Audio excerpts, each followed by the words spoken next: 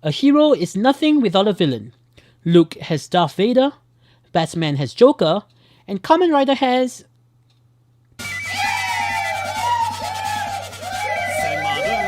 In all seriousness, Kamen Rider, like Super Sentai and Precure, are weekly episodic shows. In addition to the overarching plots that keep invested fans coming back for more, the weekly villains are there to ensure that you get a satisfying, self-contained narrative experience each episode so that newcomers are able to jump right in. That being the case, it isn't an exaggeration to say that a Kamen Rider show can live or die on the quality of its monster of the week. If you ask me, no other series has done a better job with its monsters than Kamen Rider Double. For those who don't know, Kamen Rider Double's main protagonists are Hirare Shotaro and Philip, a two-in-one detective that go about protecting the city of Futo from dopants, Kamen Rider Double's monsters. Dopants, a play on doping, are humans who have transformed into monsters via the use of Gaia memories, USB stick-like devices that grant them various superhuman abilities depending on its theme. Some of them include Magma, T-Rex, Money, Animatakarus, so on and so forth. The brilliance of Kamen Rider Double's Dopants is that unlike many other Kamen Rider series, the monsters are not evil for evil's sake. In addition, instead of being turned into monsters forcefully by the big bad guys, the Dopants are agentive humans with very human desires and ambitions who have given in to the temptation of using the Gaia memories to achieve their goals. This makes every Dopant unique and refreshing with how their varied abilities tie into their motivations and crimes. The Dopants are humans that need to be saved, not from the big bad guy, but from themselves.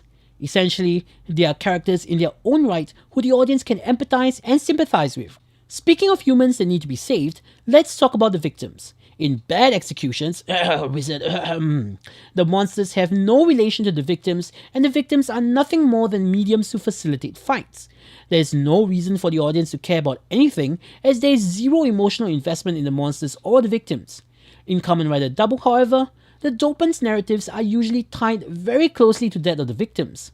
Being a private detective, this places Shotaro in a perfect position to delve into the background of the victims in order to figure out why they're being targeted in the first place.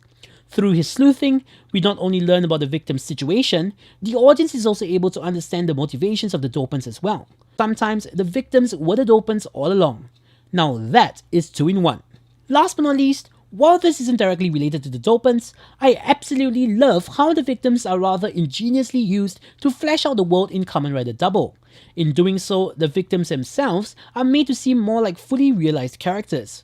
Not only do you get repeat appearances and name drops in later episodes, in the movie, they come back to empower Kamen Rider Double, showing how one good turn deserves another, making the power-up feel earned.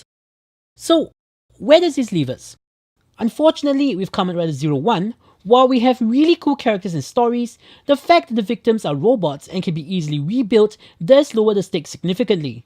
In addition, the powers and abilities of the monsters of the week have zero relation to the narrative, making them rather flat and boring. Why does it matter if one guy is a praying mantis while another is a frog?